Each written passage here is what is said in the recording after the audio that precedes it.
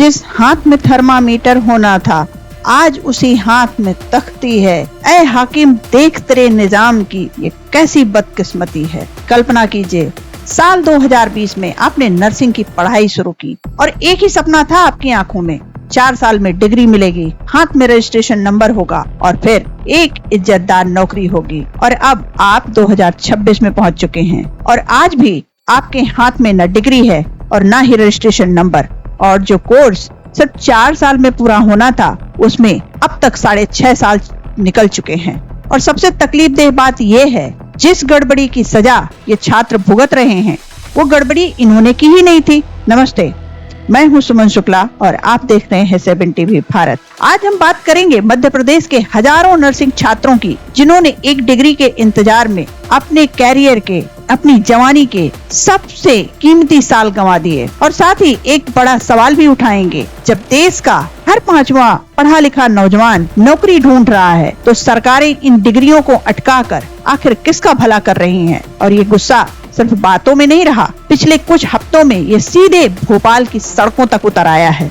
12 अगस्त 2026 भोपाल में नर्सिंग छात्रों का धैर्य टूट गया। कुछ छात्र जवाहर चौक के पास एक निर्माणाधीन इमारत पर चढ़ गए, सिर्फ इसलिए नहीं कि उनको कुछ एडवेंचर करना था, वो इसलिए निर्माणाधीन इमारत पर चढ़े ताकि उनकी आवाज किसी तक पहुंचे। हालात को देखते हुए पुलिस को दखल देना पड़ा, इन छात्रों को नीचे उतारा गया। जरा सोचिए ये छात्र कितने मायूस हुए होंगे, कितने हताश हो चुके होंगे कि जो अपनी बात कहने के लिए उनको इमारत पर चढ़ना पड़ रहा है। और विडंबना तो ये है कि एक हफ्ते बाद भी हालात नहीं बदले। 19 अगस्त को हजारों नर्सिंग छात्र भोपाल की सड़कों पर उतर आए, हाथों में तख्तियां और बैनर लिए। मांग बस इतनी है कि मुख्यमंत्री तक बात पहुंचाई जाए। छात्र सीएम हाउस का घेराव करने निकले थे लेकिन पुलिस ने पॉलिटेक्निक चौराहे पर ही रोक दिया। छात्र वहीं डटे रहे, देर रात तक सड़क पर धरना चलता रहा। और एक बात यहाँ नोट करने वाली है कि छात्रों ने डिप्टी मुख्यमंत्री और स्वास्थ्य मंत्री राजेंद्र शुक्ला से मिलने की कोशिश की लेकिन मुलाकात नहीं हुई। आखिर में छात्रों को अपना मेमोरेंडम सिर्फ स्वास्थ्य मंत्री के दफ्तर में जमा करके लौटना पड़ा। तो सवाल उठता है, जिस सरकार के मंत्री छात्रों से मिलने तक को तैयार नहीं है तो वो उनकी समस्याओं को कितनी गंभीरता से सुनेंगे और उन समस्याओं को कितनी गंभीरता से सुलझाएंगे जिनके पास मिलने तक का समय नहीं है। और इस सवाल का जवाब समझने के लिए हमें ये भी समझना होगा कि ये पूरी गड़बड़ी आखिर शुरू कहां से हुई थी। तो चलिए इस पूरे संघर्ष की जड़ तक चलते हैं और इसके लिए हमें 4 साल पीछे जाना होगा, 2022 तक, जहां से ये पूरा विवाद शुरू हुआ ये कि मध्य प्रदेश में हजारों छात्रों ने बीएससी नर्सिंग और जीएनएम कोर्स में अलग अलग कॉलेजों में दाखिला लिया, फीस भी भरी, पढ़ाई की, क्लास अटेंड की, प्रैक्टिकल किए, यानी छात्रों ने अपनी तरफ से कोई कमी नहीं छोड़ी। उन्हें बस इतनी उम्मीद थी कि तय समय पर कोर्स पूरा होगा, डिग्री मिलेगी, रजिस्ट्रेशन होगा और करियर उनका शुरू हो जाएगा। लेकिन कुछ समय में ही मध्य प्रदेश के कई नर्सिंग कॉलेजों की मान्यता पर सवाल उठने लगे और पता चला कि कई कॉलेजों के पास जरूरी शिक्षक तक नहीं थे। सोचिए कैसी अवस्था में इनको मान्यता मिल गई। अस्पताल नदारद है, शिक्षक नदारद हैं और तो और लैब जैसी बुनियादी सुविधा तक वहाँ पर उपलब्ध नहीं है। यानी जो कॉलेज मान्यता की सबसे बुनियादी शर्तें भी पूरी नहीं कर सकता उन्हें आखिर मान्यता कैसे मिली, ये सबसे बड़ा सवाल है। और ये सवाल भी बनता है कि क्या ये सिर्फ लापरवाही थी या किसी की मिली भगत। इसी सवाल का जवाब ढूंढते ढूंढते मामला मध्य प्रदेश हाई कोर्ट पहुंचा और 2022 में कोर्ट के सामने जो सच आया वो और भी चौंकाने वाला था। कोर्ट ने खुद कहा कि याचिकाकर्ता के वकील की तस्वीर में साफ दिखा कि कई जगह महज टीन के शेड को नर्सिंग कॉलेज दिखाकर मान्यता हासिल कर ली गई थी। इसके बाद सरकार ने 93 नर्सिंग कॉलेजों की मान्यता निलंबित कर दी। इनमें 16 इंदौर के, 8 भोपाल के और 7 जबलपुर के कॉलेज शामिल थे। यानी गड़बड़ी किसी एक शहर तक सीमित नहीं थी, पूरी प्रदेश में फैली हुई थी। फिर हाई कोर्ट की ग्वालियर बेंच ने 35 और निजी नर्सिंग कॉलेजों की सीबीआई जांच के लिए आदेश दे दिए। इन कॉलेजों ने तो भाई साहब बिना मान्यता के ही 2019 और 20 के सत्र में दाखिला भी ले लिया था। वाह भाई वाह, मजाक चल रहा है क्या हमारे देश में। और ये एक जायज सवाल उठ के खड़ा होता है कि जो कॉलेज टीन के टप्परों को कैंपस बताकर मान्यता ले सकता है तो उसे मंजूरी देने वाला सिस्टम आखिर क्या देख रहा था। और मामला यही नहीं रुका, 2022 में ही सुप्रीम कोर्ट ने हाई कोर्ट के सीबीआई जांच वाले आदेश पर रोक लगा दी। सोचिए, जिस जांच से छात्र को इंसाफ मिलना था वो अब कोर्ट दर कोर्ट अटकती चली गई और बीच में सिर्फ छात्र पिसते रहे। फिर 2024 में एक बार वापस उम्मीद जगी। हाई कोर्ट ने 169 कॉलेजों को क्लीन चिट देकर 2020-21 बैच की परीक्षा करवाने की इजाजत दे दी। यानी 4 साल की देरी के बाद पहली परीक्षा हुई, लेकिन ये राहत भी अधूरी निकली क्योंकि हजारों छात्र जिनके कॉलेज सूटेबल और अनसूटेबल की उलझन में फंसे थे वो बेचारे अब भी इंतजार में ही रहे। तो अब तक आपको समझ आ गया होगा कि गड़बड़ी किसने की, कॉलेजों ने या मान्यता देने वाले सिस्टम ने। तो सवाल ये है कि गड़बड़ी जिसने की, लेकिन इन सब का खामियाजा आखिर कौन भुगत रहा है? वो कॉलेज, मान्यता देने वाले सिस्टम या छात्र? तो जवाब है कि इन सब का खामियाजा ना तो कॉलेज भुगत रहा है और ना ही मान्यता देने वाला सिस्टम। इन सब का खामियाजा तो भुगत रहा है वो बेचारा छात्र। परीक्षाएं अटकी हैं, रिजल्ट अटके पड़े हैं, डिग्री नहीं मिली, रजिस्ट्रेशन नंबर नहीं मिला और तो और जो कोर्स 4 साल में पूरा होना था वो 6.5 साल बाद भी अधूरा है। तो आइए अब समझते हैं कि आखिरकार छात्रों की गलती क्या है। ग्वालियर के Dilkhush Rawat GNM first year के छात्र हैं और वो बताते हैं कि उनकी परीक्षा तो हो चुकी है लेकिन रिजल्ट अब तक नहीं आया। कॉलेज कहता है हमारा कोई रोल नहीं है, ये भोपाल की नर्सिंग काउंसिल देखेगी। और नर्सिंग काउंसिल की तरफ से तो भाई साहब कोई जवाब ही नहीं आता। और दिलखुश रावत वो कहते हैं कि उनके परिवार ने कर्ज लेकर उन्हें पढ़ाया था। अब सवाल सिर्फ एक डिग्री का नहीं रहा, पूरे परिवार की उस उम्मीद का है जो बरसों से अटकी पड़ी है। जरा सोचिए, अगर कॉलेज ने गलत तरीके से मान्यता ली, अगर सुविधाएं अधूरी थी, अगर मान्यता देने की प्रक्रिया में गड़बड़ी हुई, तो इस सब में उस छात्र की क्या गलती जिसने सिर्फ अपनी मेहनत, अपने परिवार का कर्ज और अपनी फीस के भरोसे दाखिला लिया था। जिस उम्र में इन छात्रों को अस्पतालों में नौकरी करनी चाहिए, उस उम्र में सरकारी दफ्तरों के चक्कर काट रहे हैं और यही वजह है अलग अलग जगहों पर नर्सिंग छात्र प्रदर्शन करते रहे। लेकिन जब बिखरे हुए प्रदर्शनों से बात नहीं बनी तो छात्रों ने एकजुट होकर भोपाल में बड़ा आंदोलन खड़ा करने का फैसला किया। और जैसे जैसे ये मामला बड़ा होता गया, छात्रों की लड़ाई सिर्फ सड़क तक सीमित नहीं रही, इसने विधानसभा की चौखट भी लांघ ली, मतलब वहाँ पे भी दस्तक दे दिया। तो आइए अब जानते हैं कि यहाँ पर अपोजिशन यानी विपक्ष का क्या रुख है। कांग्रेस इस पूरे नर्सिंग कॉलेज मामले को व्यापम पार्ट 2 तक करार दे चुकी है।